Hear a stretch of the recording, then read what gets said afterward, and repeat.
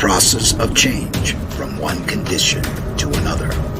We are now at a new crossroad where change is evident once again. What does not serve us must transform us anew.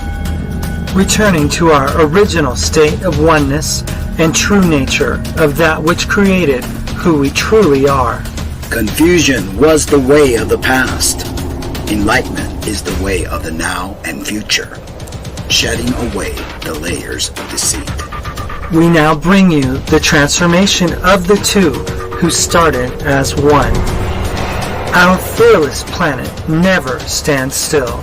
Earth has been in a process of transition, and we are not exempt from this remarkable ongoing reality.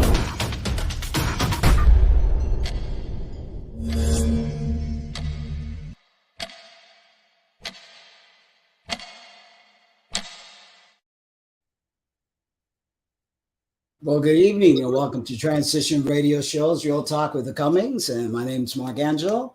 And I'm Lena Ariel. And we just wanted to say thank you for coming on to our show and watching for a few minutes or for the whole 2 hours or hour and a half, we got for today. Yes, definitely. And today we have a special guest. I've known Izzi for quite a while now. He's an amazing performer. And let's tell you a little bit about him. Izzi Starz is an established artist, first debuting on the New York disco and freestyle scene in its heyday. Now he has taken all those years of experience and funneled it all into his pop and rap endeavors. His showmanship and talent for changing sounds and tempos to fit whatever the crowd may feel makes him an astounding stage presence that's sure to get the crowd going. With each original song having completely different energy, from the last you find yourself enamored with not only his sound, but his persona and stage presence. With many accomplishments, such as performing at the BET Award Weekend event, competing live on Tengo Talento Mucho Talento and Estrella TV Network in Hollywood, California, also winning Black Ink Orlando's Who Wants to Make It, and being the first LGBTQ artist to win Funk Masters Flex's Freestyle competition, and more. And now welcome to our show, Izzi. Hey guys, how are you? Hey, it's a pleasure having you. And finally getting to, because you and I have been Facebook friends for quite a while now. We've communicated on Facebook, but I think this is the first time we've actually been on camera. This is the first time we get to hang out with each other, right? Yeah, that's it, definitely. I know that you just got hit by the hurricane that has devastated Fort Myers, but it didn't really hit as bad as it did in Fort Myers. But we're thankful that you're okay. And I know you have a little farm going on back there. How did all the animals fare okay? Yes. All the animals are okay. It was a lot of work, trying to prepare and sustain ourselves through the Hurricane Ian. But the animals were safe. I made sure that they were, but the stable and a lot of things got damaged. Some of the things got flown away and got broken down. And, but we're currently working with support teams around our communities to try to get that fixed. And a lot of our friends and families and visitors at the farm have been coming through and showing a lot of love and support and helping us kind of just clean up the debris and stuff like that. But my heart actually goes out to Fort Myers. Fort Myers was actually completely destroyed. It was under maybe 20, 30 feet of water. There were ships that were literally on top of roofs of people's homes. And FEMA has helped these people out by putting little refugee camps in the parking lots of Home Depot and Lowe's and Walmart. And they built, using the supplies at Home Depot and Lowe's, they built them little bathrooms and little rooms and little stalls and stuff so they can sleep at night until, they can figure out what they're going to do to these poor people and these poor kids. Yeah, it's amazing, the community, how it's gotten together. We were watching some stuff on YouTube, and they have everything well set up and food. Yeah, and lots of relief organizations are out there. A lot of people just volunteering their time. God bless them. Thanks for that, right? Yeah. Well, it just shows that when humanity really wants to, show their good side, their light, and get together instead of fighting, the amazing things that we could do as a species. Right. I had a lot of time to think as I, witnessed this hurricane, and a lot of the after effects kind of touched me to the point where I had a lot of learning experiences, where I kind of realized a lot of the things that we as human beings take for granted on an everyday basis, and we don't realize how needed they are by people across the country or in the world, until you actually see the devastation, and then you start thinking about it on a bigger scale. And that's when, the learning process actually comes out of it, because it's been devastating and it's been really hard for everyone, not only just the victims of the hurricane, but it's been hard on everyone, friends, family, things of that nature. Definitely during these troubled times, and what's been said, that pain is our biggest teacher. And when we are faced with trauma and destruction, we tend to reflect and tend to become more grateful for the things that we have around and the people that Right. are around us, and all the good things, instead of focusing on all the negative. That part. Yeah. Yeah, I know it's hard. It's hard. And I think a lot of it stems from childhood. And speaking about childhood, we usually like to get to know our guests a little bit more and let our audience know a little bit more about you. How was childhood for you? How did you grow up? Um, my childhood it was it was an extreme learning experience for me. I'm not sure how anybody else in my family would uh, feel about that. But for me, it was very intense and so surreal, because I had so many challenges that I had to learn before I even grew up to even understand, what I really needed to do in life. Because, my family were immigrants. My grandfather is from Trinidad, and he's also mixed with Dominican. And my grandmother is Dominican, she's mixed with Jewish. My dad's Hispanic and Spaniard. And, I have all of that traded into my family. And then, I also have step family, which are, sub family, I guess, when it comes to the whole race thing, but I still consider them my brothers and sisters. So I have Italian people in my family, and it was a challenge, because we all had to learn how to get along and feel each other out, and kind of learn to understand each other, so that way we can be a family, if that makes sense. Definitely. But So, I was born and raised in the Lower East Side, Manhattan. So shout out to New York City. Uh, I was born in 1979, and I was charismatic.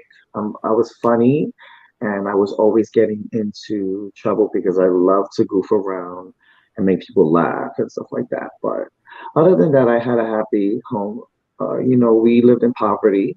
I was from the projects, and I wasn't in a great neighborhood, but my neighborhood at that time was going through a lot of changes, due towards, the time and frame that I was born in. We were transitioning from the 70s, the local 70s, into the crazy 80s.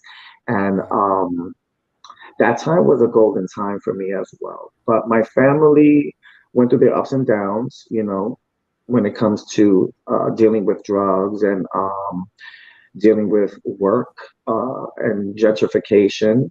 And I believe that not only that, but we also had a lot of different other races around us 24 hour, 7 days a week. So it was a multicultural community. So there was a lot of mixed culturing going on as I was growing up. But I was very spontaneous, and I was very interested in things and very curious. So yeah, so you grew up in New York, which is, I mean, culturally, I remember visiting. I was from Southern California, and it was like the place where all the trends were starting, right? The music was like breakdance and all that pop music and stuff, pop breaking music and stuff like what's going on and stuff like that. And it was like my cousins would visit from New York. They lived in Flushing, and they would visit California, and they'd bring all their trendy music. They would bring all their trendy, like, ideas of fashion and everything. I always thought it was fascinating, New York City and stuff. It so is fascinating. are there any It's very addictive as well. I'm Yeah. sure. I'm sure.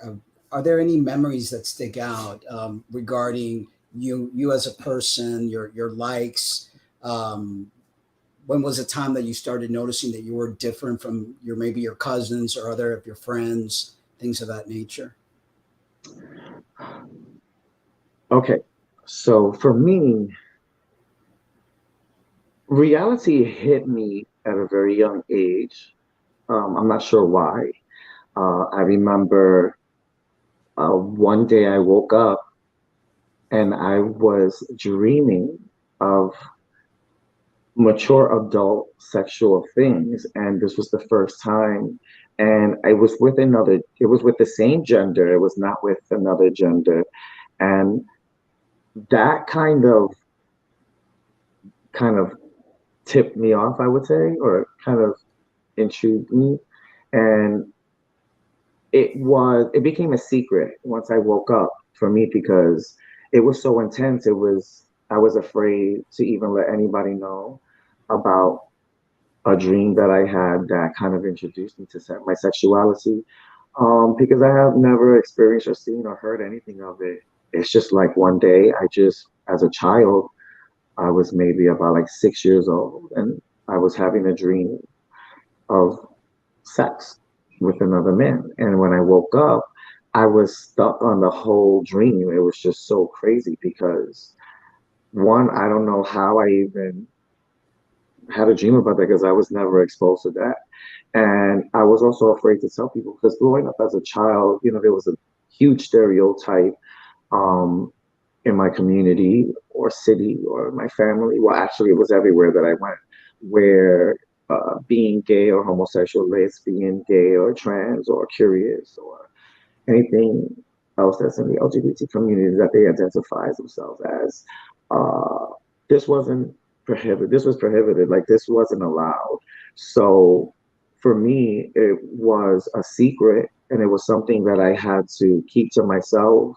And it was intense even trying to do that because it's like, sometimes you need people to express yourself and get things out so you can understand. You want to ask questions, you want to learn about these things, but you can't because you have to be careful who you expose this information to because you don't want to get in trouble. Plus, I was very, very young and I would have gotten in serious trouble had I would have said anything at that time. And that's how I kind of understood what it was, but I didn't know it was called gay or, whatever stereotype names they have for it.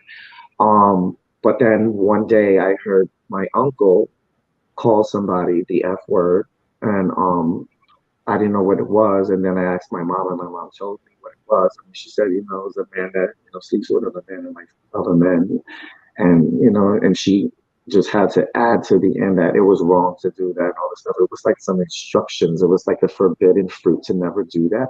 So I was even scared to tell my mom because of that. So I just kept it to myself.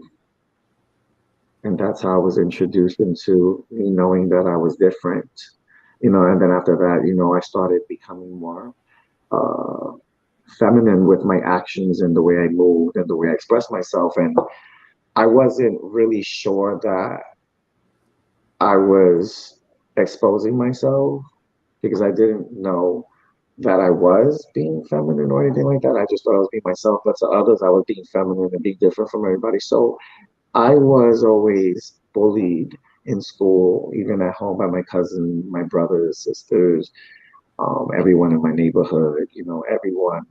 Once they had a suspicion to it, uh, I had to deal with a lot of shaming, a lot of energy that I feel like was trying to break me down, as trying to be who I really was. So it's been in the dark for me at that point in time in life. It's always was been in the dark. It's been like my own thing. Is it something that most people don't? Well, it's something that most people don't really understand how crucial it is to be loved and accepted from a very young age as you are. Parents Right. aren't aware of the damage that they do their children. They're not aware True. that they're setting them up for failure, for self-loathing, for feeling shame. and things of that nature that later on haunts us as adults. And then we're wondering, why do we suffer from depression? Why are we never happy? Why are we never satisfied? It's all stems from the very young age. So take us to around high school, I guess, or the first time that you were able to express who you were or are. Was it in school later on, or was it later on as an adult? School for me was scary. It was nerve-wracking, and it almost felt like, you know, that feeling that you get when you play a video game and you're like jumping from one pedestal to another and you're afraid that you're going to fall down this big scary hole and die, but you're sitting on the sofa and you know that you're not.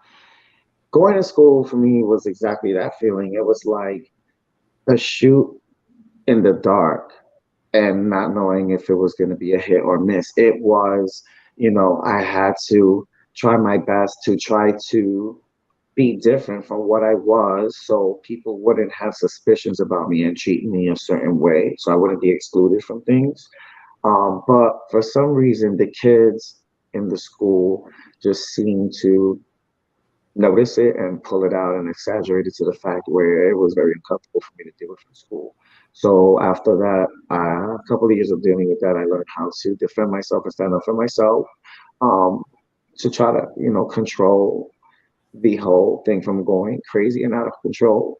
Um, and junior high school for me was even more scarier because, you know, I thought it was going to be the same as elementary school.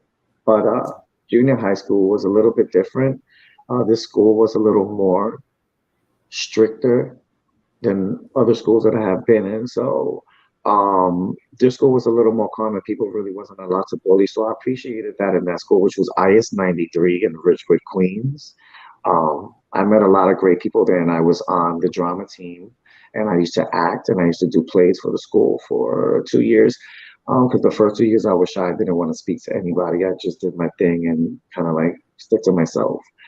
After that, that kind of like helped me break out of my shell, where I made some friends and they kind of showed me that there are people out there that I can be myself around.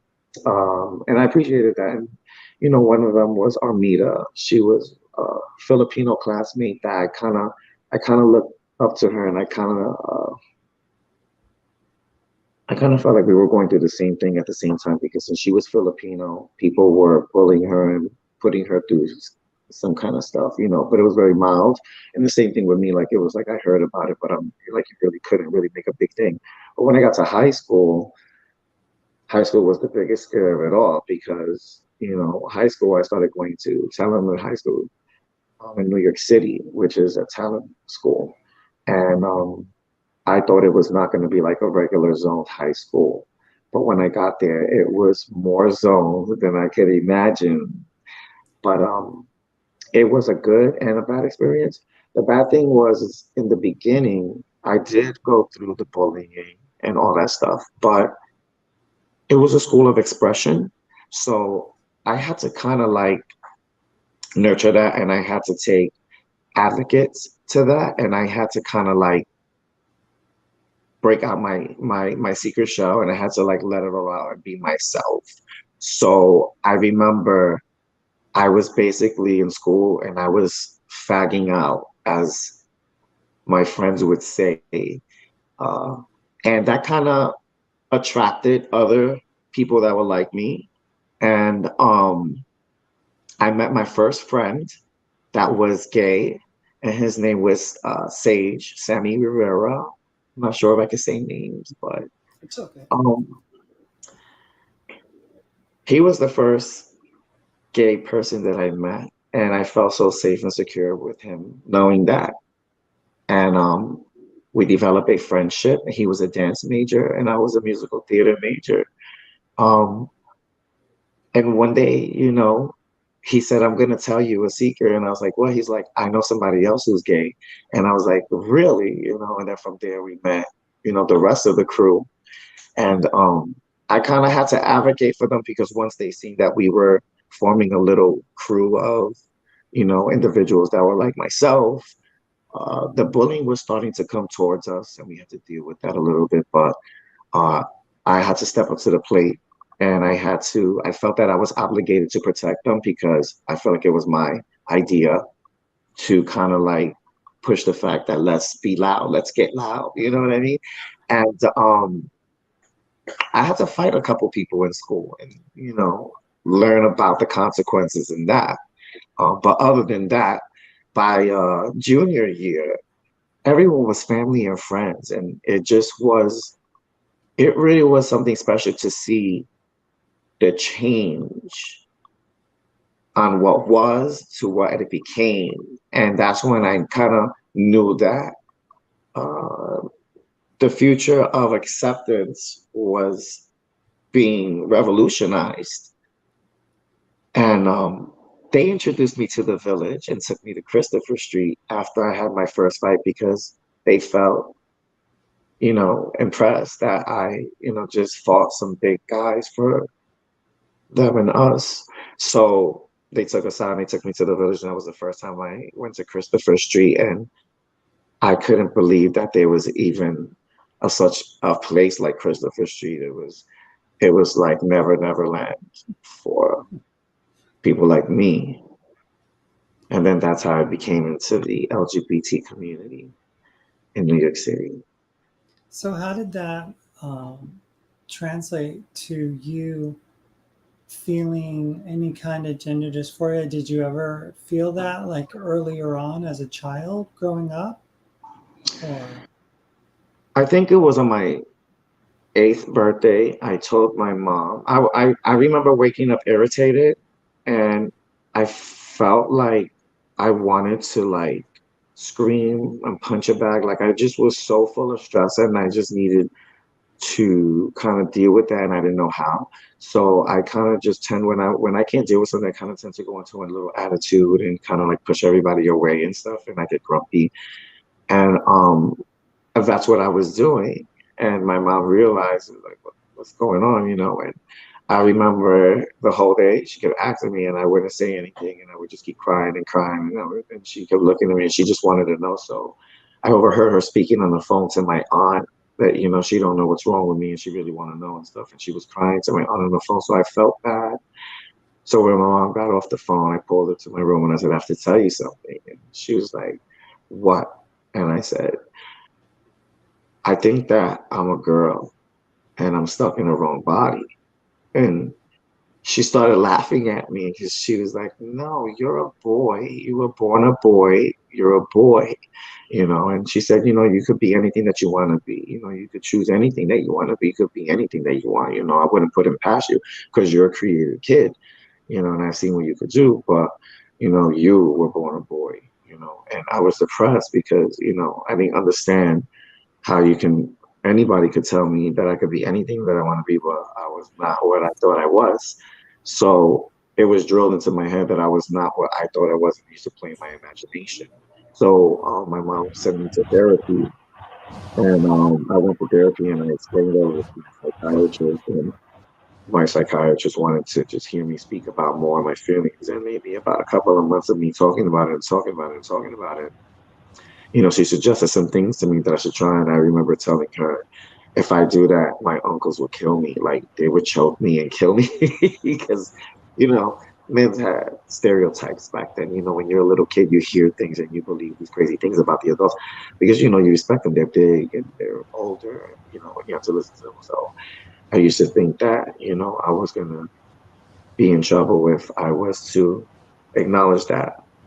But, eventually, maybe about like 6 months that I was seeing the therapist, I waited till she started speaking to me without my parents in the room. Well, my mom, because I didn't have my dad around. And I told her that I wanted to be a girl and that I was not happy because I wanted to be a girl and that I felt that I was a girl. And she seemed like she understood, but I didn't like the fact that she was reporting this information back to my parents because I was underage at that time. So, and back then, I think the laws were different from now. I'm not sure. Don't hold me on that. Um, but it just made me more stressed, and I was just more angry to just not hear what I wanted to hear. So um, from there, it just was okay, whatever, and just forget about it and move on and be what everybody wants me to be, you know. And that is what made me more depressed and more miserable. People don't realize the extent of the hurtfulness when people don't understand our plight. Like you said, you're trying to fit into what everybody wanted you to be, Correct. and you were depressed that you couldn't express who you wanted to express it Right. as. If you were a frog and you couldn't jump, would you be happy? Of course not. Right. Yeah, of course not. And that's really sad that people can't. To this day, as advanced as we are, as accepting that people are, there's this massive fight out against individuals in the trans community, Right. and they're using children as a shield. And like you said, you knew from the time that you were 8 years old that something didn't feel right, that you weren't happy with being a boy. You wanted to be a girl. And we know these things from a very young age, yet people don't seem to correlate them or Well, to believe prior it. to the dream, I did used to hang out with my female cousins a lot, and because the boys used to bully me a lot, so it was like I was pushed to go hang out with the females in my family, and they would play with dolls and makeup and hair and all that stuff. So I felt like I had to join in and do the same thing, and that's how that happens too as well. So I mean, the signs pretty much were always there.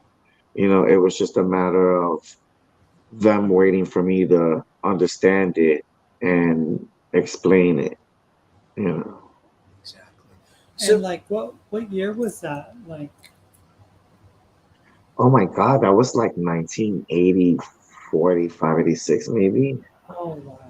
So nobody really knew much no. with No, regards. no one knew anything at all. Even if I would have asked for help or support, we didn't even have anyone to understand that at that time. Yeah, I remember. I was like, I think it was 8 or 9, and I saw a Phil Donahue TV show about trans. Well, it was they were calling them transvestite kids, and I was like so fascinated because I was like, that's like me, I was like so enamored by the whole thing, and it just like piqued my interest, because I was already like down that pathway of thinking and just a sense of overall, how I thought myself to be inside. And it was so like it was so nice to see somebody that was like me on TV, you know. And whereas, growing up in a Christian household and Latino at that, forget it. There's so many Yeah. things that you are not allowed to be or feel at any way, without, getting your teeth knocked out, literally, by your uncles, by your dad, by your grandfather. That just, there's Yeah. like that macho thing that, the Latino community is so like enforcing of. What do you feel about that? Did that like cause you more angst, that whole machismo thing that was going on with like maybe culturally? Um, I felt imprisoned a little bit in a sense, where again, uh, you know, everyone is finding a support system. Everyone has their favorite child, quote unquote, or everyone, has their outlet. And for those who are like me, we have to keep shut and just deal with whatever is given. That's pretty sad, and it's just it takes away your soul. It's soul crushing. People don't It changed me understand. as a person. Um, I'm gonna be honest, it changed me as a person. It made me a little bitter. And that bitterness grew into stress. The stress grew into anger, and anger turned into a persona. And then this persona was just a duplication of what caused this in the first place. So Yeah. when you say I persona, remember, I remember where there was a time, a point in time in my life where I used to be afraid of things and I used to feel happy and I was able to feel certain things that I can't feel today in a sense. Okay. Like today, if somebody messes with me, they'll get spun like a helicopter and flung to the other side of the planet. But back then, I wasn't able to have that courage. I wasn't able to have that mentality, and I wasn't able to even imagine that I could do something like that. So, but anyone that experiences these changes can easily be drifted off into the wrong direction with it. Some people can, let it take control of them and steer them into the wrong direction and get them into some trouble, if they're not treated or guided or informed about certain things, dealing with these kinds of situations in life. For example, I was always getting in trouble because in high school, because I decided to out my friends and make this whole gay circle crew and told everybody it was going to be okay. And then when the beef came and it was the fights and the gangsters and stuff, I had to handle that by myself. If not, it was going to be my fault. So I quickly had to learn how to get in touch with that side where I would manifest this energy, this negative energy that I was holding and building, being bitter and using it forcefully on people physically.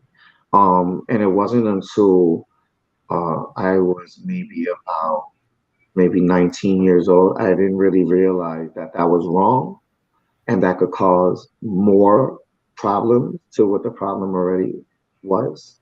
And it took, of course, some people to kind of guide me and show me and teach me and explain things to me again, uh, to kind of understand that, so that way I could even begin to learn how to start controlling myself when it came to these emotions and these angers and these bitterness and this strength and these frustrations and the stress and how to deal with all that stuff, because it can change a person.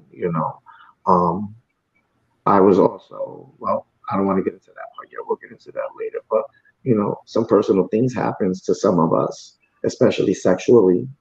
And that also changes us as well. definitely, it definitely does. Life is not easy, and people don't understand that, and we battle each other in the world, not understanding that we're all just scared, wanting love, and wanting to find our tribe. Because that's so important. Having people that have our backs, people that we could relate to, people that may have We the could same trust. experience, yeah, as we do. But there's just this force that's constantly seeking to hurt and destroy things they don't understand, and it sometimes we take on that force and we become that dark force that tries to make everybody do a certain things because it was done to us. So it's almost like hurt people. Yeah, I Right. also wanted to say that, I think music then became like an escape, right? It became a place of refuge, a place of safety. Because I know, like, when I got my keyboard, I would just hide away in my room and just start playing and listening to cassettes and stuff and just kind of like, get lost in another world. And you had your guitar and your music and Yeah, stuff. And and what about you? yeah, Music was my medicine, actually.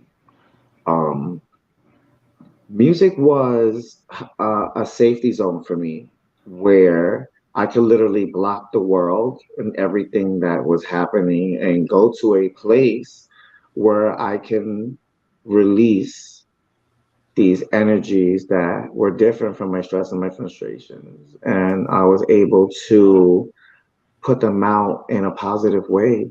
And that was the only way that I knew how to put positive energy out because I didn't have any guidance. I didn't have anybody to take me under their wing and be like, look, this is how you deal with this. This is how you deal with that. You know what I mean? So music was like my safe zone. Every time I had an issue, I would run and hide and do music and just forget about the world, you know. But that also wasn't good for me either because I remember there was a time that I was running to music and I was scared to come back to reality and I was missing out on things that I really needed to be involved in, you know. Definitely. It's hard to find balance sometimes when we're at a disadvantage. And what I mean by disadvantage is like when we're not valued for who we are, we have to pretend to be somebody else. So finding that balance is a difficult thing for people like us. So we go into extremes sometimes, you know, it's like the drugs, the alcohol, the partying, the excessive amount of sex, everything is just becomes more and more and more because we're trying to feel, but at the same time, we're trying not to feel. So it's like this battle that we're fighting, right? I've been to hell and back. There you go. Definitely. Yeah, it's I just wish people had the ears to hear and the eyes to see and understand instead of pointing fingers and judging and trying to be hurtful, you know. And I know Yeah, that it's definitely easier to do that, you know. And another thing, you know, a lot of the, some of the, most of the people that bullied me in the past, we've reconnected via Facebook many years later, and we spoke about a lot of things since then. And, you know, I've had some people that had a turnaround. You know, some people actually came and apologized to me. Some people told me, you know, a lot of things that I never expected to hear them say, you know. One of them even told me that honestly, like once they got connected with me on Facebook, that I was an inspiration to them and I was a motivator to them. And I was like, wow, because you used to hate me in high school. Now right. I'm an inspiration. But you know, we spoke like grown men and you know, we've cried on the phone together. We've talked, you know, I gave him advice about how to handle his wife and work with things with his kids and stuff. And he's given me some advice on how to deal with certain things of my own too as well. So, you know, there's a lot of different phases that people go through too. And again, you know, even had to sit down and explain to me a lot of the stress and a lot of things that he was going through. And that kind of gave me an awareness on where he was coming from at that time. Because at that time that he was bullying me, I thought he was bullying me just because he wanted to be mean. But then, you know, when he told me he was going through similar things in a different way, and he was dealing with stress and stuff, and that was his only outlet was to just come out and take it out on kids in school. You know, I kind of I didn't agree with it, but I kind of understood the you know, people not understanding how to deal with stress and releasing it. You know, so that kind of made a secure connection where we were able to speak in depth now and we were able to understand each other like we couldn't understand each other before. So it was a weird experience. It was different. It was interesting as well. That's a beautiful thing when people can come out and realize what they did was wrong and understand the motivation. He was dealing with his own stuff and the way he took it out on the world was take being a bully. And you Right. know why people do things like that is beyond me, but it's just like I said earlier, hurt people, and sometimes we Right. do things that we don't understand. So I've got some pictures here that I wanted to share. Let me see here that you sent me. When did you actually start experimenting with your gender or trying to um, let me see here. There we go. Oh, wow. So in that picture, I was 14, believe it or not. Wow. I was very young. Um, it's funny because, you know, once I was introduced to Christopher Street in the Village in New York City, uh, I met some interesting people. And one time I met a bunch of people one night. I was hanging out late and I met a bunch of new people. And I mind you, I'm the new guy around this time. Um, and I just had so much fun and I had such a blast that I got invited to a party. But this wasn't like a regular party. This party was different. It wasn't just like any other party. And no, it wasn't a gay club. It was a gay club, but it was a ball. And I didn't even know what a ball was. I thought it was, one of those Sweet 16 rent halls that you rent or whatever. And then everybody just like drinks and hangs out and, throws a party, something like a house party or something. And I wasn't really sure if I was going to get in because I was underage. And, somebody kind of gave me a hint on how to get a fake ID on 42nd Street, which I still have, by the way. No. Oh my God. And I remember me, Sammy, and all my friends from school. And we ended up going to this club called Planet 28, the clubhouse. That was the first club I ever went to in my entire life. And I was underage and I had a fake ID. And we dressed up so mature that we fooled the bouncer and we got in with those fake IDs. Don't ask me how. And it said that I went to Juilliard College and I was 21 years old, but I was really 14. And when I got in there, I was amazed to see what I saw. It was a lot of creativity in there. And it was a lot of trends and things that I have never, ever seen in my life and I've never experienced in my life. And at first, it was a little funky to me and weird, and it took me a couple minutes to kind of adjust to it. But then I adjusted, and I was meeting a lot of individuals that was like myself, and I was like, "Wow, this is great!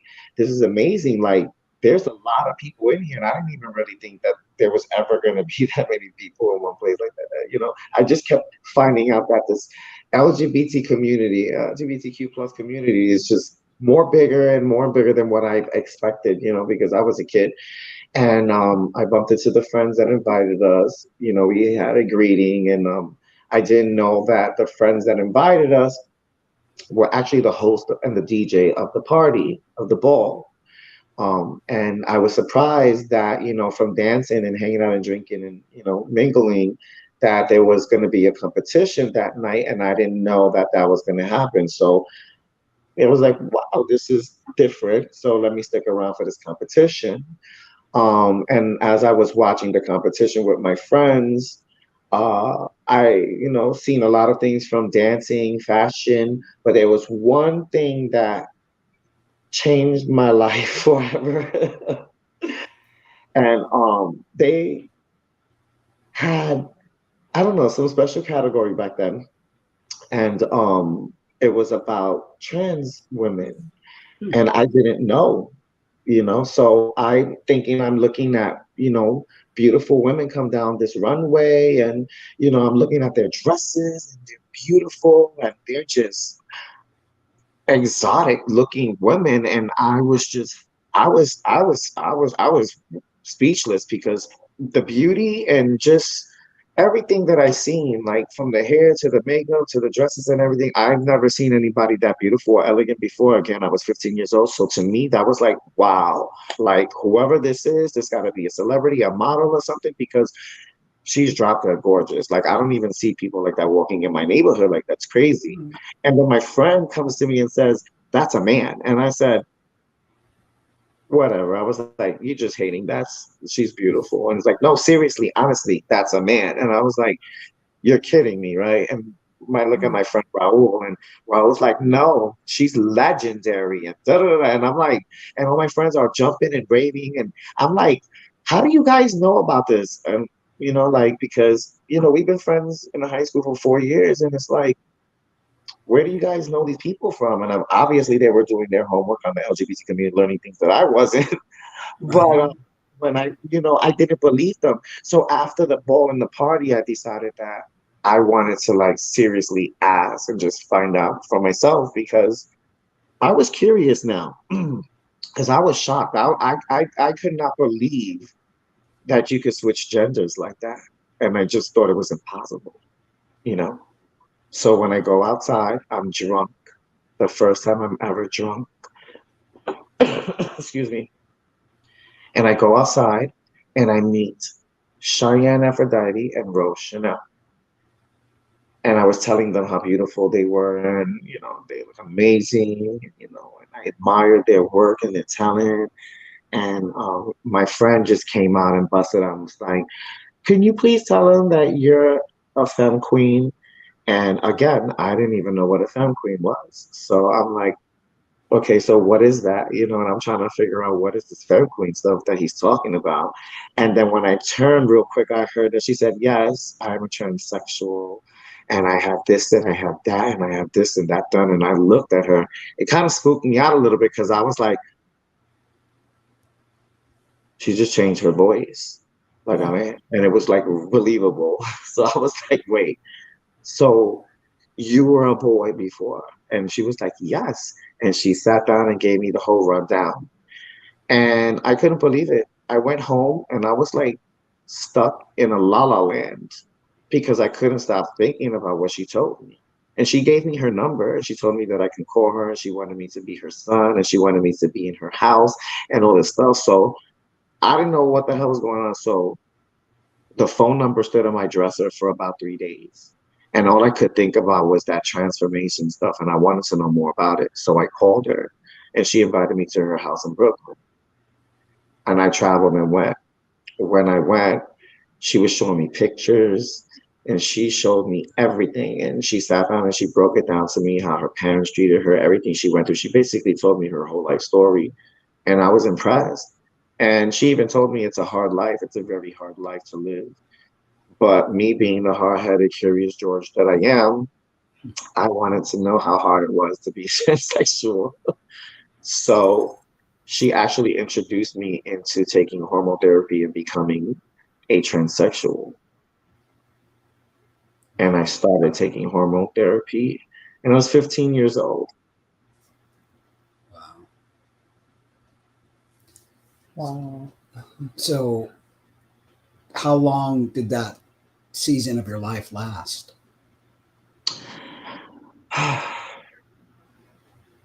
About 6 years. Wow. 6 years. I stopped when I was 21 because at that age, I was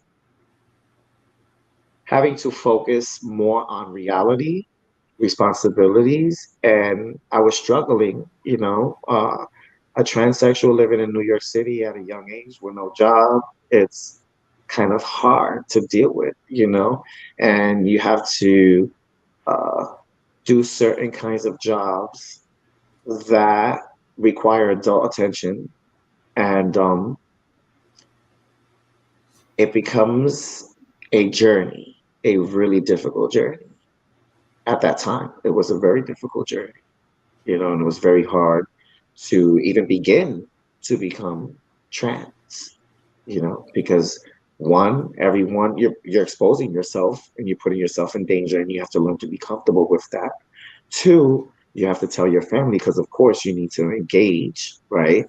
You can't stay in Christopher Street forever. And then four, I mean, 3, 4, whatever number that we're up to, trying to get a job in the 80s or the 90s with a male birth certificate looking like a woman was just creeping everyone out at that time. So a lot of transgendered women back in the 80s and the 90s, even the 70s, 50s, and 60s, before the 2004, 2005, where it was on the verge of breaking into revolutionized LGBTQ community. It was challenging, because there was a lot of stereotypes. There's a lot of sex work that had to be done to maintain your life. Because again, it's not everyone was fortunate to land a job or was able to be passable as a boy in the daytime and be passable as a girl in the nighttime. And some people weren't even fortunate to be able to even see the experience to become trans because it was that difficult. And not only that, but we were in the middle of an HIV epidemic, an AIDS epidemic. And at that time, medicines and education on the subject was not firm as it is today. So people were actually perishing faster than usual, and a huge chunk of the community has been tangled up in that whole epidemic. And people don't realize how fortunate they are that things are as advanced, as better accepted, that you could change your birth certificate, that you could change your documentation.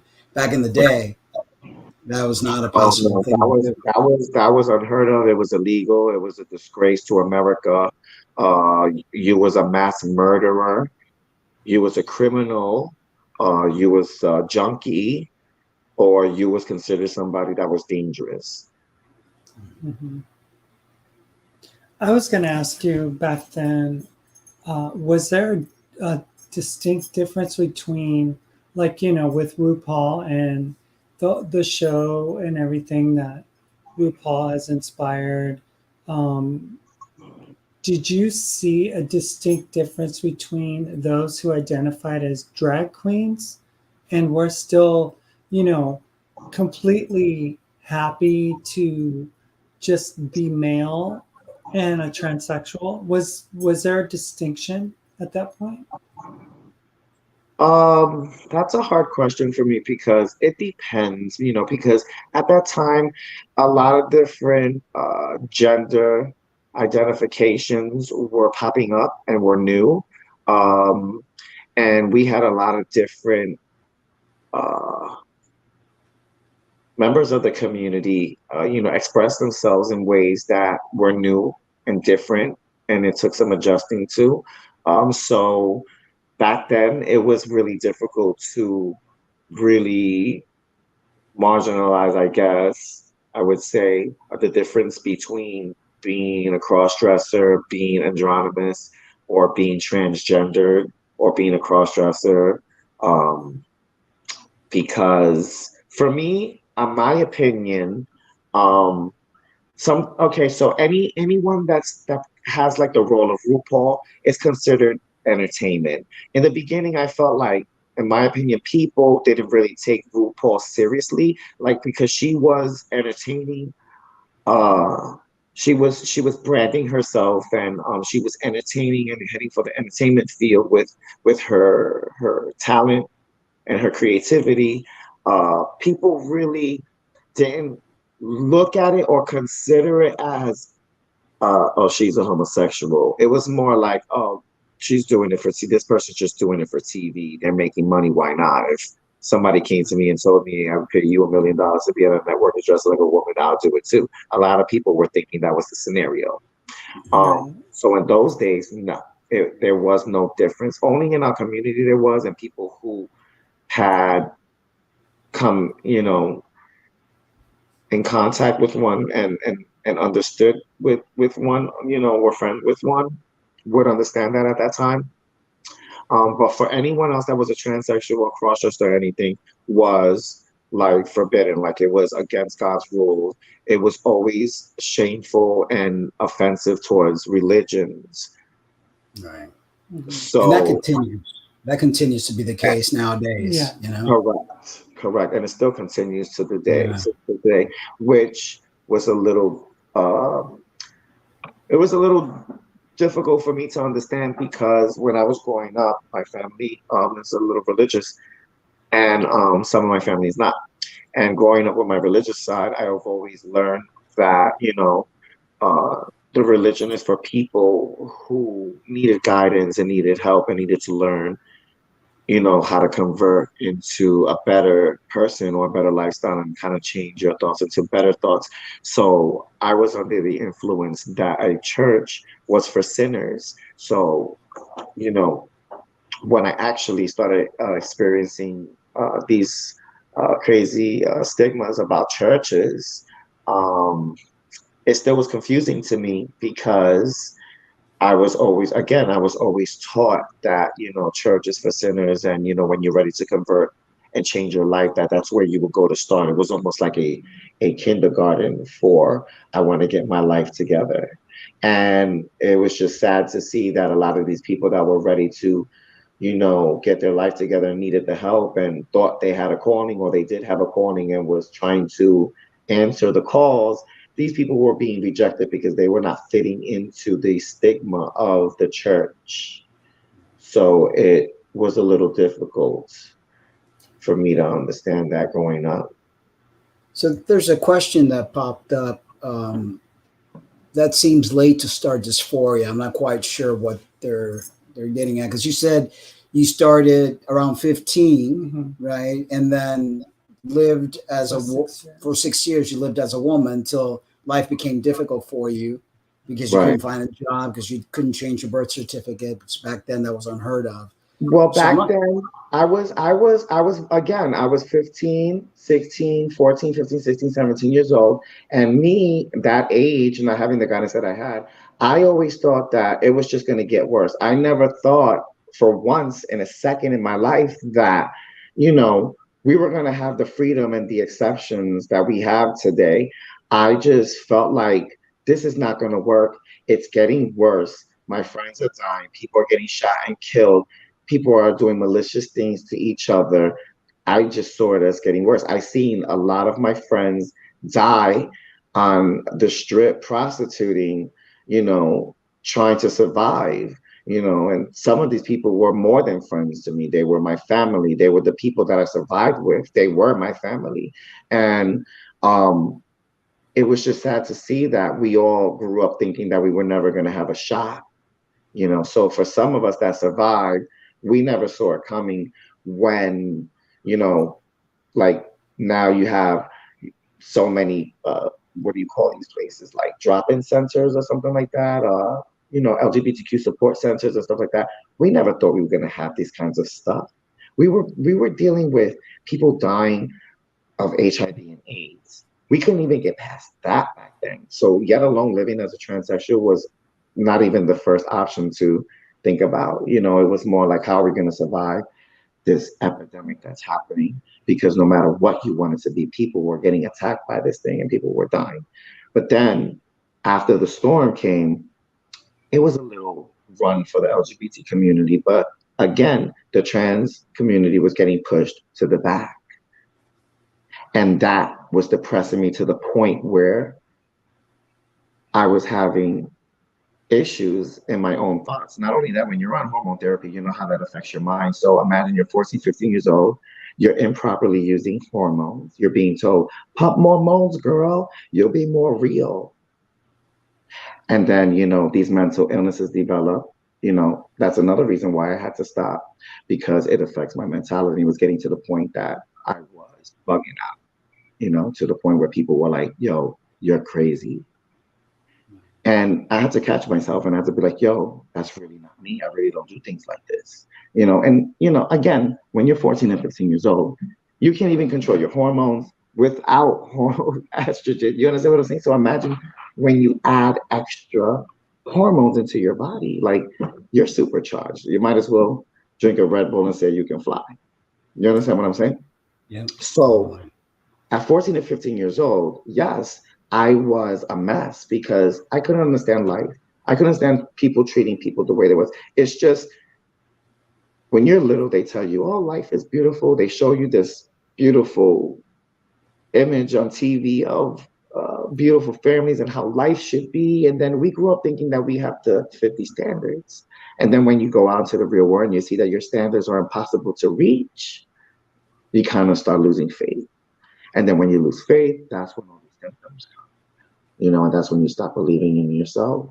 And then when you start seeing everyone around you dying, and this one's out of drag, this one passed away, that one got murdered, this one got found in the hotel choked to death, this one, her boyfriend stabbed her, this one died of AIDS. When you see all your friends die, you start becoming devastated and you start losing faith in the trans system. You know, and that's what we felt back in the day. We felt like we were never going to get off 14th Street. We thought we were going to never get out of the situation that we were in.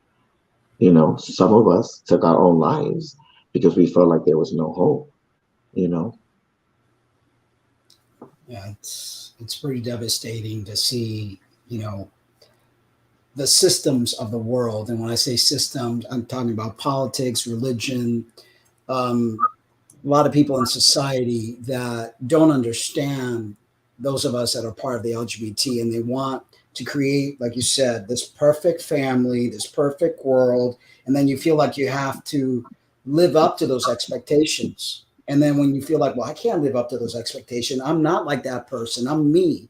And but Right. me is not accepted. And so there's turmoil and there's just this devastation that takes place in our lives. Right. And When you're swept under the rug, it's devastation. yeah, And you feel like nobody cares. You feel like, what are you, what are you there for? And if, honestly, I went through a lot of stuff, and if it wasn't for the people that I had, mind you, these people did not have to help me at all. But if it wasn't for the people that I had around me to help me and keep me mentally focused, who knows what would have ended up, because I wasn't one of those kids that had a light, nice childhood where my nerves were good enough to be able to even focus in school.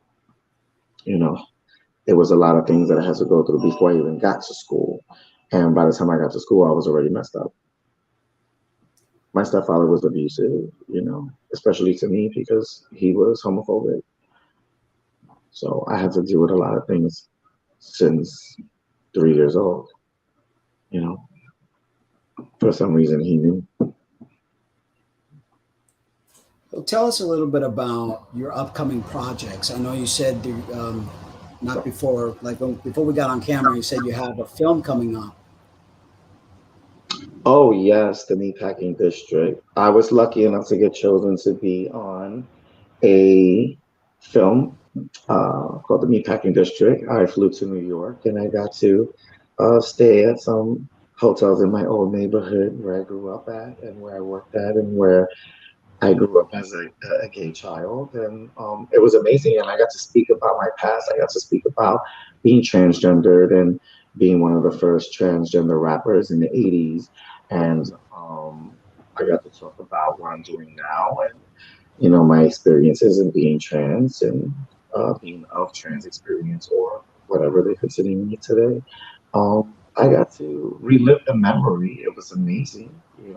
I laughed, I cried. It was amazing. And I got to meet up with my friends that I haven't seen in years. So it was a great feeling to see them again and experience that. But it's going to be I think it's going to be on HBO Max. I'm not sure, but I know currently it's being submitted to the film festival. So they are the same producers who produced The Garden Within, which is another transgendered movie film that was released a couple of years ago. That did really well, by the way. No, I was going to say, you said something about having been a victim of abuse at like 3, right? Is that what you just finished saying? Say that again? That you were a victim of abuse at 3? Yes, my stepfather waited till my mom to go to work, and he filled up the bathtub with hot water, and then he like held me under the water, and my body was burned. Oh, I had a lot of nerve damages that from that. So sorry. wow.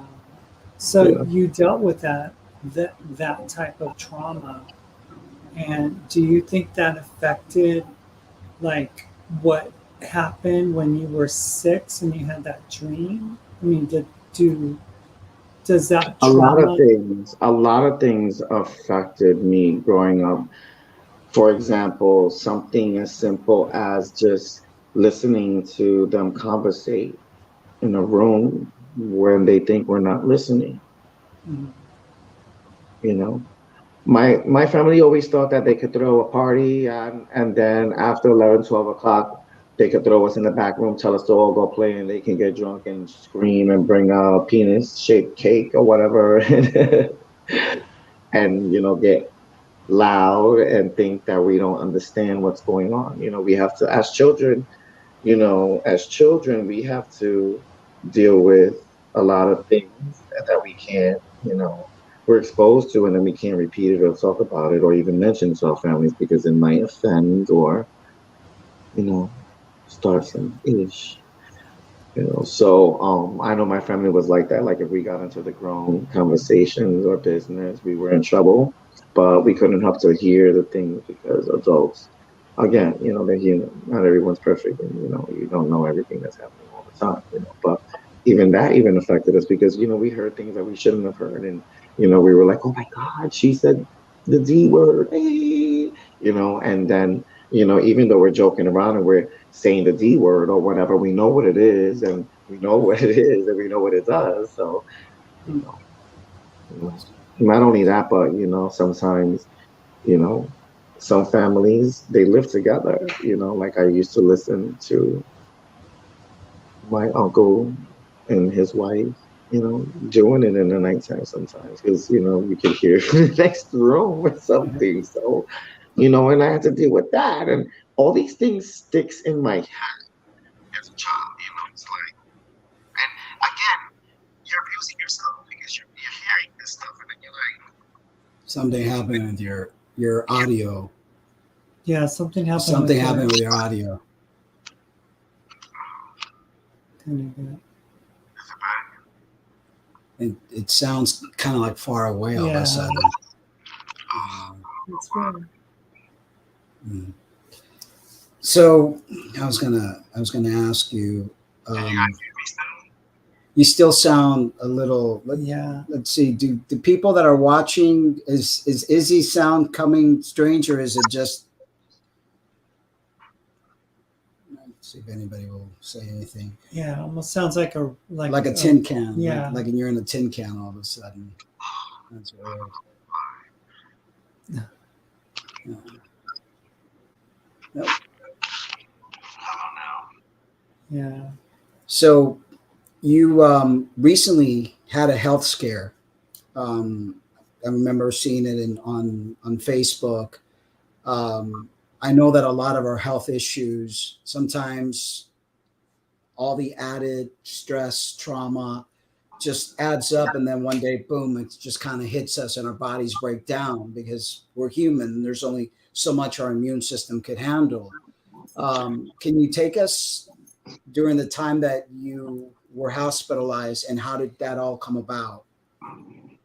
I was hospitalized on April 7th of 2022. That was my mother's birthday. Um, but it starts a little bit before that. In 2000, I moved to Pennsylvania.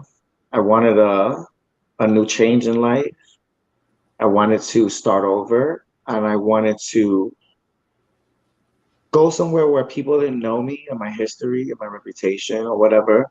I wanted a blank slate to start. So I moved to Pennsylvania where nobody knew me. And this time I started my life as a boy. I didn't start it as a girl. Because, sometimes you got to sacrifice things to get to the next level. So when I went to PA, I met my husband, and we bought our first home eventually, um, and we lived there for 18 years. We made great memories. Family unites and everything. Um, and then we had a devastation. We had a flood, and it knocked my house off of the foundation. Um, that was the most hardest thing for me because my whole life being homeless and not having my own life or things, and my first time finally as an adult being able to achieve these things, it was my pride and my joy. It was my trophy of the good work, the pat on my shoulders that I gave myself. It was the remembrance of me breaking out of that old me and that I can do what I really want to do in my life and that nothing was going to stop me. And when I seen all that 18 years of work to build that home, we were devastated. And I ended up relocating to Florida. At that time, I had a huge recording studio. I was very, very big on business, Pennsylvania. So when everything was gone and my life changed, I became stressed and bitter again. And I ended up relocating to Florida. It took us 4 or 5 years to settle down again. And I've been in Florida for 10 years now. And I just recently bought my second home here in Florida after 10 years. Um, and it's not only that. I started doing my music again, and I started traveling. I was doing shows. I was asked to do a 45-minute set, and this was the first time I ever got to do a headlining show where everything was about me and the dancers and the whole shebang. So I wanted to do it so bad that I was going to rehearsals every day. I was dancing like I was rehearsing from morning to night for 6 months. I wasn't eating lunch. I was drinking water only. Um, I wasn't taking care of my health. Um, I was ignoring a lot of signs. And, again, I just bought this house and we were in the process of building this house at the same time. We all know about how that could be. We were in the process of buying this house.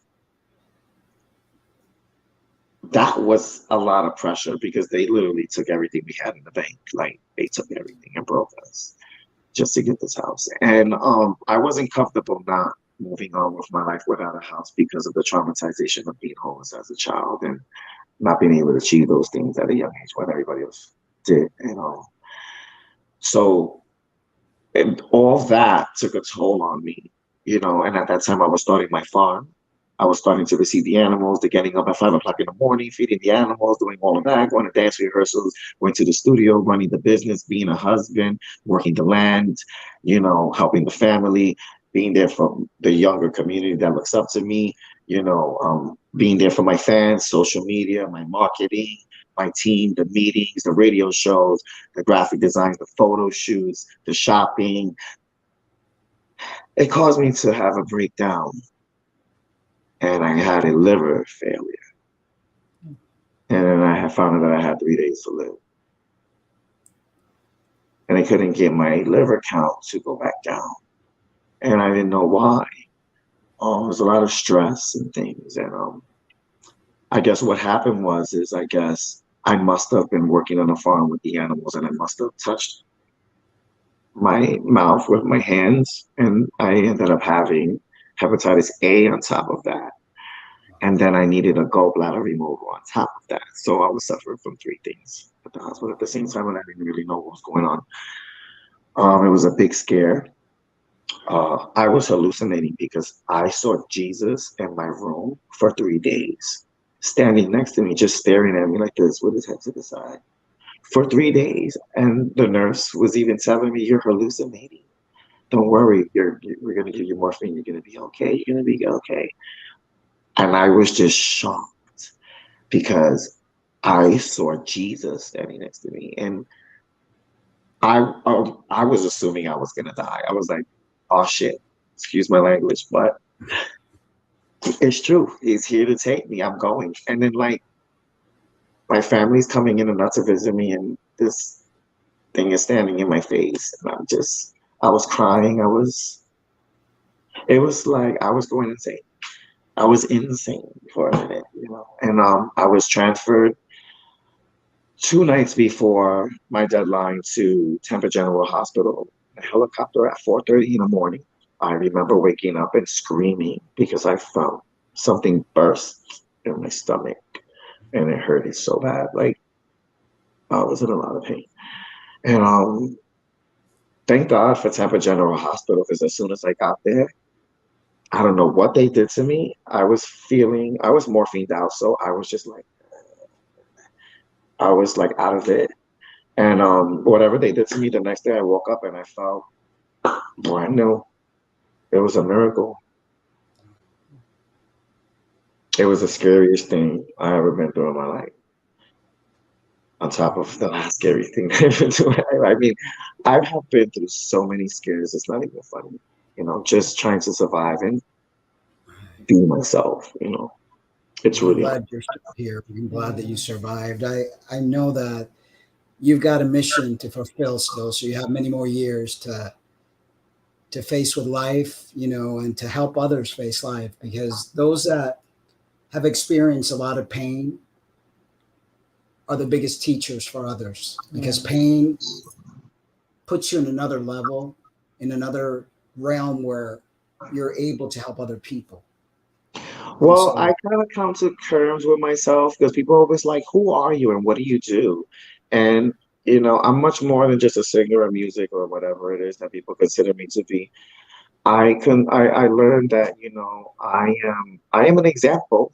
You know, some people are celebrities, some people are mentors, some people are pillars of their community, some people are moguls, some people are many things. But the best word to describe or describe me is um, I'm an example, period.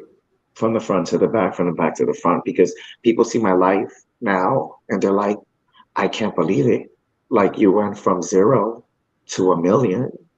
And it's boggling sometimes because even sometimes myself, I'm like, wow, how did I get this far in life when just a minute ago I didn't even think that transgenders were going to have rights? And here I'm sitting in a $2 million home. it's amazing. So, So, I mean, I guess you go through your trials and tribulations and God blesses you if you do the right thing, you know? You just have to come to terms with yourself. You have to put your priorities aside and you have to be like, look, this is what I can let go. I can always pick this up later, but right now I need to focus on this and that. My dream was blown away to smithereens of being a transgender woman. So I had to go to the next best thing and do my first dream that I thought I wanted to be, which was a musician. And I always wanted to have my own home because I never had a home. I was always living in somebody's house. Even when I was born, I had to my grandmother raised me because my mother had me at 14 years old. So, I never got to have my own home. So like people always ask me like, they're like, don't you want to go further with your music? Don't you want to be a celebrity and travel the world and everything? And I'm like, no, I just want to be home with my husband. I'm happy here, you know. It's amazing. You know, we're not too much into the God thing anymore. I think that we as humans have so much capabilities and abilities of being able to manifest the things that we want. And I think your heart and your willingness to manifest your home, your happiness with your animals and your husband, and still be able to delve in a little bit into your music and your career, but create that balance. You've created that, even in a Right. deathbed, even in a When I deathbed. was little, I never knew what I wanted to be growing up because I had so many things that I've experienced, and I wasn't the best at the things that I've experienced or that I've tried out, but I was okay with it. I was pretty good to the point where I was satisfied with it. I could probably make a good penny off of certain things that I could do. But um I even forgot what I was gonna say. I've been stuck my whole life not knowing what I wanted to be, because I could do so many things. So that became a, a downfall for me, I guess, because I didn't realize what I really wanted to be until later on in life, until I got a lot older, because I wanted to fit in. And I wanted to make sure that whatever I ended up doing, I wanted to have people love me doing it, and I wanted to have people supporting me and understanding me. So all the things that I wanted to do were harsh for me, like the entertainment, the arts, runways, fashion shows, competitions, street legends, whatever, music, DJing, whatever. All of those things are competitive sports and things for me now. Today, I look at different things, like I'm an inspiration to people. I'm a motivator to people. A lot of kids look up to me, not because of what I could do, but because of who I am and what I stand for. That kind of showed me who I was. Does that make sense? Like I Yes. couldn't see myself doing something. It's like people kind of like showed me what they see in me, and all those pieces build me, it put me together to be who I am today, and I'm an example. Like a lot of people, you know I can sit there and I can help them, I can give them a consultation, I know what to say, I know how to motivate them, I know how to make them feel better, I know how to lift their spirits, I know how to send good energy and high vibrations. That's the only thing I can do. I'm not a magician, I'm not a miracle worker, I'm not Beyonce. I'm not Michael Jackson. I'm Izzy Stars, and what I do is I make people happy. That's I try to help important. people.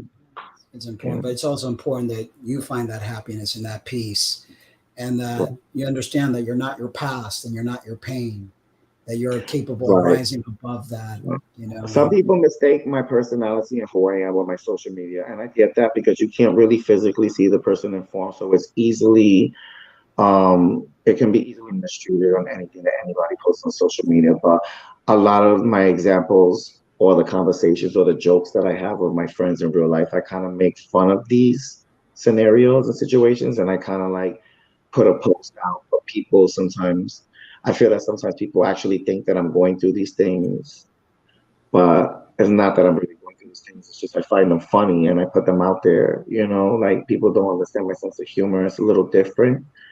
Very few understand my jokes and my sense of humor and stuff. A lot of people don't get my jokes unless I'm being blunt. Well, if I'm blunt, oh my God, everyone's on the floor talking about that I'm the funniest guy in my life. But I don't like bad mouthing things and people like that. You see the difference? It's like when you're that kind of person, you know, you go viral. But if you're all about the good, you're like ignored. So, and that's the difference.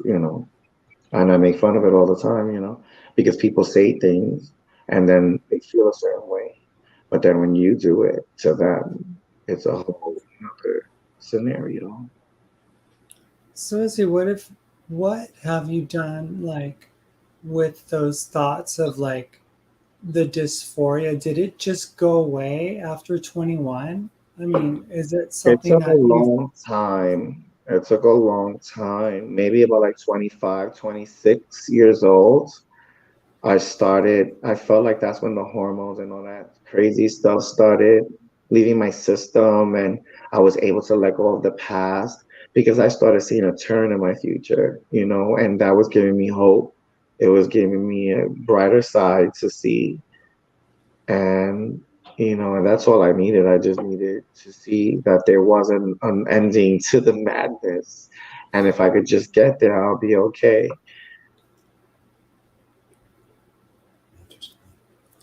so besides, Unfortunately, I did have to not be trans anymore to continue my life. I mean, people say today, oh, well, you can always be trans today and you can always start taking homotherapy and that, but it's not as easy as people think it is because it's not just about, my coulda, woulda, shouldas. It's about my mental health and stuff and what it does to my body and how it affects me.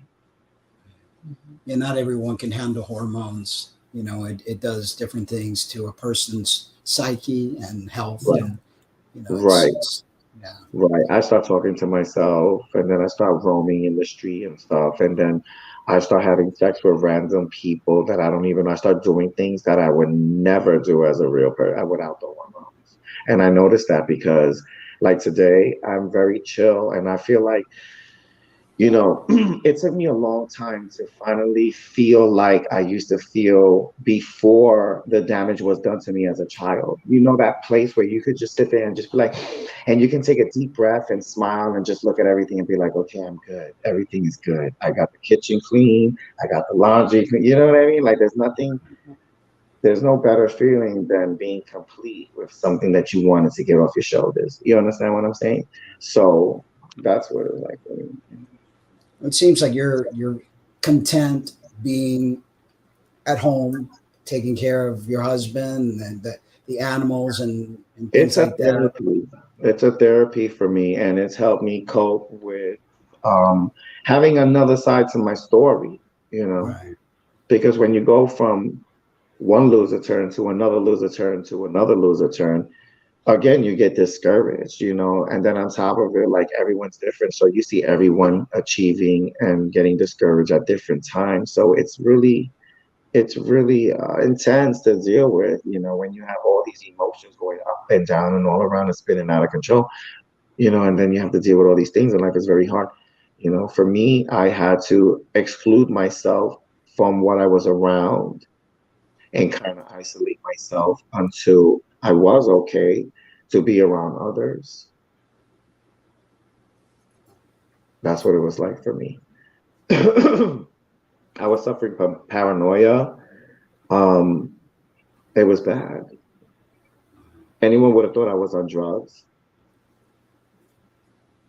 It's all probably from all the trauma that you have faced, from a very young age. People don't It realize was that it that was affects it you. was magnifying my emotions and my thoughts. And I was already not able to deal with it prior to the hormones. So when, in the beginning, when I started taking hormones the first 3 years, I thought I was okay because again, it wasn't something that I was entwined with. I didn't realize I was just out there having fun, whatever crazy happy thing that I did. It was, I had a blast. You know what I mean? But then as you get older, you start thinking, you're like, wow, I did that. Like that was crazy. Like, why would I do that? And then you start thinking to yourself, like, bitch, you know who you are. Why would you do that? And you look at yourself in the mirror and you get discouraged in yourself to the point where you even get disgusted with yourself, where you're like, you know what, you keep messing up. You know what? I'm giving up. You just seem to like just not get it together. I don't know what's wrong with me. And then people have that mentality and they run with it. It gets stuck. If you're born in poverty and you can't even get all the free supplies that welfare promised to give you when you go online to get your block of cheese and your food stamps, and that was even hard to deal with. Imagine dealing with anything else in life. Mhm. It's difficult. It's difficult. Right, Life is not easy. Yeah. right. You have problems getting the support from the support systems. So Mhm. imagine if we didn't have the support systems, and it's even worse. It's magnified. And then not only that, but when I was on my homotherapy, I had this thing where I don't know what was wrong with it. I was always staring at myself in the mirror, and I was like, it's like my friends would be like, "Girl, your boobs are not gonna grow on every second. Like you got to give it a couple months, and." But it wasn't my boobs that I was staring at. I kept looking at my arms, and the more I kept looking at my arms, I was like, "Oh my God, I have man arms." I was like, and I was just, I don't know, I was just I was being uncomfortable. I was uncomfortable with a lot of things that I was seeing in that mirror. Like I would compare myself to real females. And every day it was a fanatic. It was like I need to look like this. I need my waist to look like this. I need my shoe size to be smaller. I need to tighten my back up so it doesn't look like a man. I need to wash my arms. I can't lift anything. I can't do anything. I don't want to work because I don't want my arms to turn like a muscle. My hair gotta be done. My nails gotta be done so I don't look like a man. I gotta shave my whole body. I gotta wax my whole body so I don't have stubble. It's a lot to deal with at a young age. And then you have the pressures of life, the pressures of surviving and trying to make money, the pressures of dealing with bullies and people's opinions in your family, and the pressures of trying to make yourself content and achieve your goals. It'll drive anybody insane. No, definitely. Mhm. Yeah. Transition is not for the faint of heart. That's for sure. It takes a lot. It takes a lot to be able Yeah, to I do it. always I come to the conclusion that for me to be trans, I would have to like already be successful to the point where I don't even have to work or anything because me being trans, it's a 24-hour job for me. I don't know about anybody else, but for me, it's a 24/7 job for me. I just I'm just so passionate about being complete or getting that complete satisfaction or that high about being realistic or whatever it is that I will put myself through measures, and I won't even care what the after effects are. It's addictive. It's very addictive.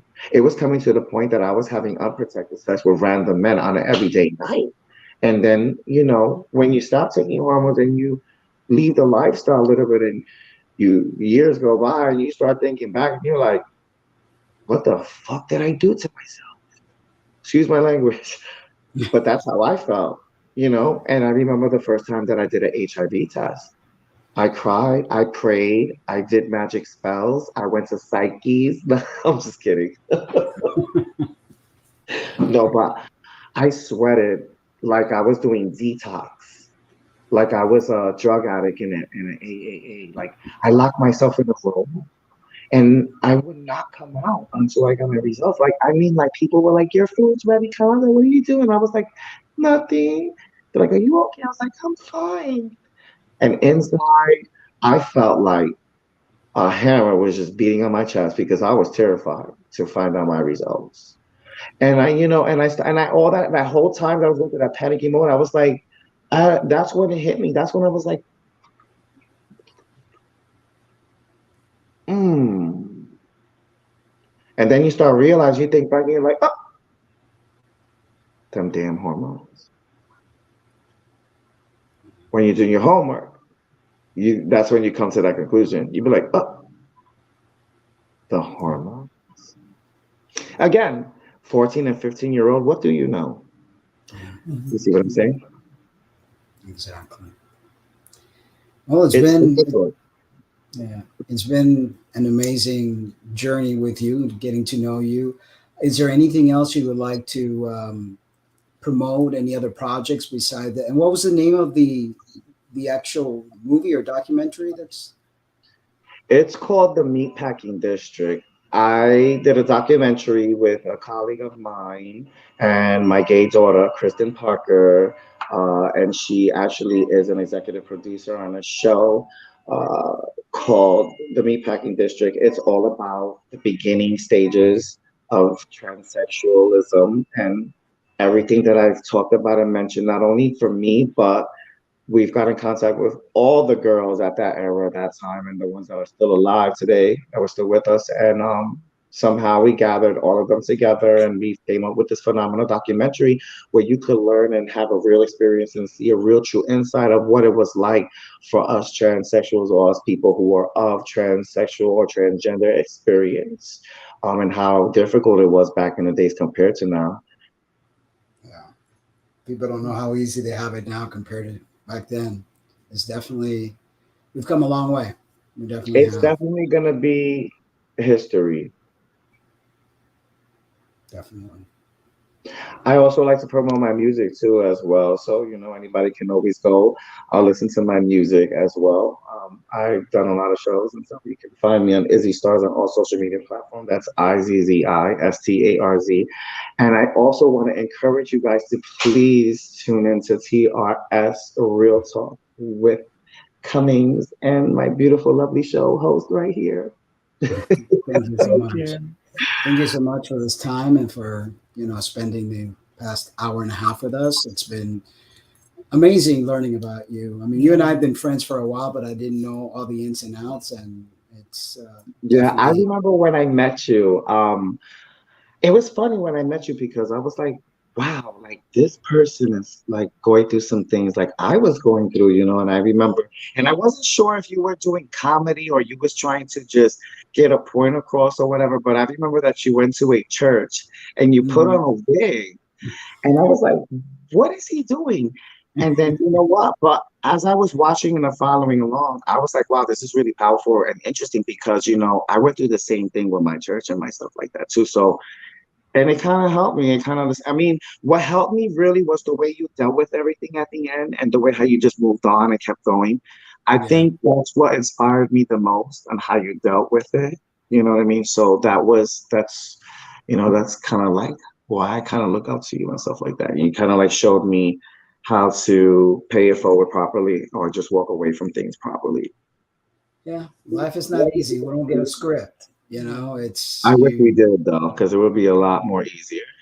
Oh, Yeah. definitely, definitely. We just got to keep going and try to inspire other people the best way we can. And most of all, we have to like honor and love ourselves. Yes. Right. Because that love we didn't get when we were younger, we've got to learn to give it to ourselves now as adults and to each other. You know. Yeah, you know what? Actually, this morning, I like to give a shout out to my friend Dave. He called me this morning and told me that his child came out and told him that he was gay, and he wanted me to give him some advice on how should I handle it and treat him and everything because he doesn't want his son to go through these things. So I told him, look, the best thing to do is to just love him, support him, and be there for him and do things with him. Don't make him feel handicapped, different from anybody else, and include him in everything. You know what I mean? Because at the end of the day, all we want is just to be a part of our own families. That's Exactly. it. We don't want to feel singled out. Exactly. That You is so know, true. so We all want you know, love. Yeah, with so all. that was Yeah. pretty dope and amazing to me that I was able to help a straight man with this kind of stuff, and the fact that a straight man can come to me and ask me these things was it was phenomenal. It was crazy. It was amazing. Yeah, that's what I said. You're going to do great things. And continue to inspire and just continue to be you and shine your light. That's right. And That's right. that's it. That's all we can do. You have anything else to ask him? No, I just wanted to say that I went through a similar thing. I have a cousin that lives in Orlando, and he had a boy that was coming out as gay, and it was before I transitioned. It was like 2011 or something. He's like, Lopez, I've got a son who's dealing, and I'm like thinking, oh my gosh, I'm trans myself. I haven't really come out, but you're asking me how to treat your coming out son, and I said, just love him, just accept him for who he is, and don't ever stop loving your boy, no matter what, you know. And comes out that I after I transitioned, I didn't really hear from him much, but both of his sons are actually gay, and he's been very accepting and very loving towards his boys. So I wish that trans acceptance could get to that level of being able to accept. I think gay is able to be accepted easier at this time, and right now there's a lot of hatred coming at the trans community. There's a lot of detransitioners now. This is like kind of the latest thing. And I was wondering what your thoughts are on, do you think that maybe some of these kids, maybe they kind of like chose to transition in a way that was probably not the best thing for them to do because maybe they weren't trans, or what do you think? If because you experienced it, I realized that trans wasn't for me maybe around 30, 31 years old. It took me a long time because I had a problem with letting go of how much fun I had with my past during those times. But for me personally, honestly, I'm going to be honest, and I don't know if people are going to bash me or whatever for saying this because, sometimes my own community is scandals. But I got introduced to it from going to a party and hanging out in the streets trying to survive. So when I became a transsexual, it was not only just because at first I was trying to, you know, fix my so-called, oh, I'm a girl stuck in a boy's body situation. But then when I started seeing that we have to escort and let men rape us just so we could have food to eat, that's where I had the major issue. In the beginning, I'm not gonna lie, because I don't like to lie. I was all for it. I was like, oh wow, my God, this is amazing. Of course you're pumped up with hormones, your hormone levels are high, you're ready to go have sex with the whole world. But then like when you wake up from that whole fantasy that you're living or that whole la la dream that you're in, um, you start seeing what it really is, how the way men treat you and how they treat the women the same way they treat you, and how you're just a piece. I think that's what really broke me. um I used to be like, I'm never gonna find a boyfriend. Everyone was afraid to admit it. And I felt like, like they were never gonna admit it. We were never gonna come to a time where guys were gonna admit that they like tranny, they want to get married, hold hands and walk in the street and show everybody their love. That was never gonna happen back in those days. The only way that was gonna happen is you was on 14th Street and you was messing with one of them dirty homeless boys from the Covenant House that was in the back alleyways. And it's a shame that we allowed ourselves to fall into these situations and put ourselves in these dangers and these rape situations that we think that these guys love us and they want to be with us and they're having sex with us, and really what they're trying to do is to see if you got any money laying around that they can rob. And I mean, I never got robbed, But I got a couple friends that have, and I've seen a lot of things myself, with my own eyes. So for me, my experience was I needed to survive, and that was the only way I could make money at that time. At least that's what it became. Once my fantasy of living as a woman was like, okay, I'm never gonna have a womb, I'm never gonna have a vagina, I'm still always gonna get ridiculed by everybody and still be considered the same thing no matter what I wear or what I put on.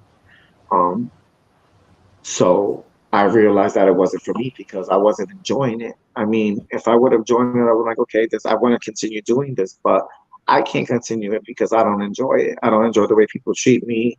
I don't like the fact that, we could be in danger at any moment of time. Anybody figures us out. Um, and I just don't like the way how people treat us. They treat us like we're a lion behind a cage at the zoo or something, or alien in the science lab or something. And I just wasn't feeling that. I didn't see any life in that. I felt like I had to again change who I was to be something that I wasn't, just to please something. No, I just came out of that, and I was not planning to do that again. So I decided that I was going to go back to my love, and that was music. And I said, I'm going to sacrifice. Being of transgender experience is a whole nother experience, honestly, because again, I had to learn how to be a boy. I started my life out as a girl, learning how to be a girl. So by the time it was time for me to be a boy, I had to start all over again and learn how to be a boy. So it's just another learning process. But I'm going to be honest with you. I go places now as a boy, and I have guys telling me that they would do nasty things to me, even like this. So the world is a different place today. But It I'm definitely married, is. so. It definitely is. Well, But the world definitely is a different place, but there's still a lot of room for improvement. People still need to be a little kinder to one another, and they may not understand what transsexual are, or who, or what we're all about. But I think that being kind and learning to coexist is something that's imperative for one of the the health of things, humanity. one of the things that I remember, and I think this is going to be the last thing that I have to get off my chest, is when I was younger, the only place that I would ever see anything that was supporting gay or trans was in a porno shop on a porn cover, back in those days. And that message, it was very blunt. People like us were just used for a fantasy, an experience. And it wasn't until we took charge of our community and started fighting for our rights, that people started, seeing us in a different way. Because honestly, back in the days, right when I would never forget it. I looked at a porno cover with a transsexual on it. I just have finished working with some companies doing all kinds of crazy stuff, and I was like, you know what, this is not for me. Look at where they got us. They got us on a box cover, next to the, mind you, next to the straight porn. They now they put us with, but back then they would never have transsexual porn next to gay porn. It was always next to the straight porn. And I felt that that was targeting straight people too, but people don't. But like I said, we were exposed in a way where it was causing people to understand us in the wrong way and use us in the wrong Yeah. way. And that still happens today. That's still going on because they can't understand that we're human. They think we're some sort of fetish fantasy, and Right. that there's something wrong with us mentally, and all sorts of issue. And what they don't realize is that the mental problems stem from how we've been treated from a very young age. The fact that we're not loved, we're not accepted, we're not even considered human half the time. And I had a that's problem with a guy one time, and he told me, he said, "Oh, I'm glad that I don't have a inch or a drop of anything gay in my soul." And I really didn't care what his opinion was because I have my own problems, which are much worse than his homophobia, like being in the wrong gender. Okay. And I told him, I was like, "Excuse me, sir, can I tell you something though? I said, you know, it takes a straight man and a female to give birth to a gay homosexual. So I said, use our creators. I don't know why you guys hate us so much. And I walked away. Mm-hmm. That's it. I said, and if we're part of the devil, then remember, you must have the devil in you because you came out of you. Yeah. Yeah. So we all came from straight parents. So, right. Definitely. You know, I just said that because I was upset. Of course, I don't really believe that, but I was just upset. You know, I just wanted to teach him a lesson, whatever. But, you know, in other words, you know, I believe that everybody needs to be loved and everyone needs to love each other and forget about who's this gender and who's sleeping with what. That's nobody's business, you know. But what you need to do is you need to understand that proper survival skills and being a real man consists of understanding. And if you can't understand, then you're the one really with the mental disability or the defects. That is true. Okay, we're going to go ahead and let you go because I know it's late where you're at. You're all the way down the East Coast there. And the South. Yeah, in the South. But thank you so much for this time and for sharing your story. And there's some links that I put down in the description area. If you find out more information about the documentary, feel free to come in and leave a comment so that people definitely.